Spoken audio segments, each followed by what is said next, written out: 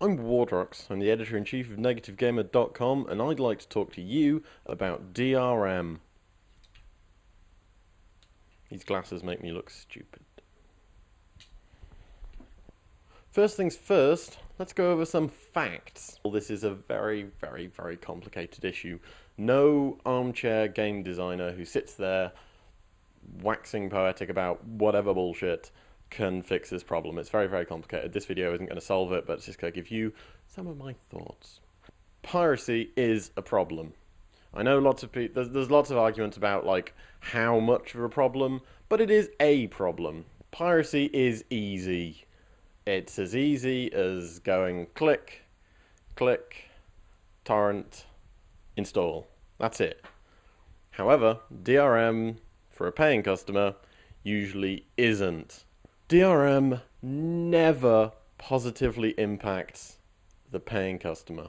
To solve the problem of how PC games can make money, loads of people have tried loads of different things, and for the most part, they have failed miserably. You've seen Ubisoft's latest attempt of turning DRM up to 11 and it just fucking breaks everything, and the game got cracked pretty much instantly. Let's be honest here, Ubisoft, don't give me any of that bullshit of, oh, it's all just rumours and speculation.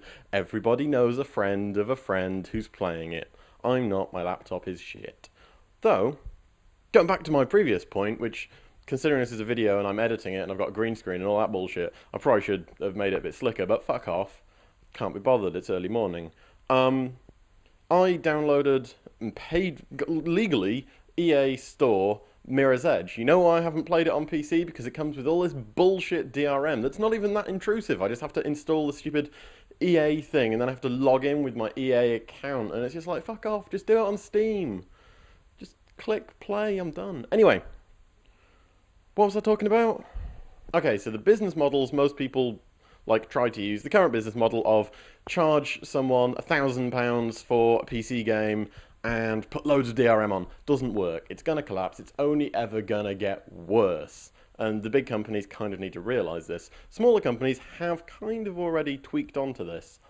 Few notable examples are all of the games that took the pay what you want approach. Very, very successful for them. However, I would question how much of that was down to people actively wanting to do that, and how much of that is down to, ooh, that's a novelty, I will support that.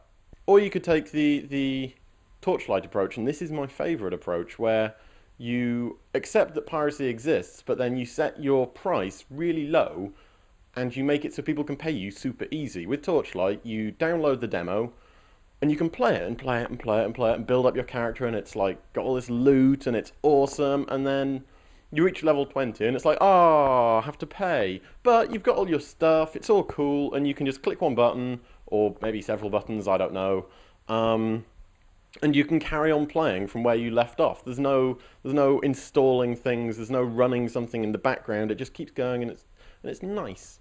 It's simple, it's friendly to the consumer. I appreciate that. I bought Torchlight. I also got a free DRM-free copy of it to review for Negative Gamer.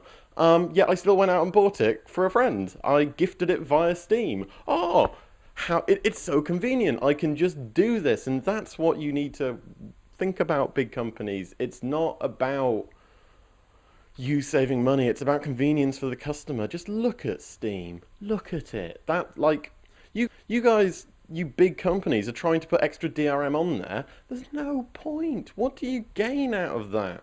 Maybe 10% fewer people pirate it, but they won't buy it anyway. If you think that the number of people who pirate your stuff, if they're actually consumers, they're not. If you just put successful DRM on, they'll just go play something else. And then what you need to do, in my mind, is break down the current business model. Right now, people do not want to pay $60 for a PC game, or in the UK, like 50 quid, or in Australia, $108. You are just shafting customers there, especially if it comes with bullshit DRM. What you need to do, break down where the money goes. Like, I think, and this is just purely going off what someone said to me, that like Settlers 6 or whatever, I stopped playing Settlers after like 3 or 4, but Settlers 6 came out, and there was something like 4 times the number of people playing online than, like, bought the game.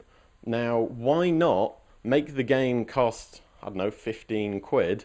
I'd be willing to drop 15 quid if it was on Steam for Settlers, that'd be fun. But then have it so, like, it's got an extensive single player, that's cool, I wouldn't really play the multiplayer, but have it so it's 15 quid, but then, like, if people want to play multiplayer, it's like they have to, like, sign a subscription, but not an expensive one.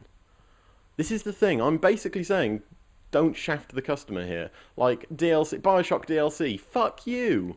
Don't unbalance the multiplayer. What you want to do, say Bioshock came out, you have a 40 quid, 30 quid single player, and then if you want to play multiplayer, you say, alright, that's going to cost you £2 a month.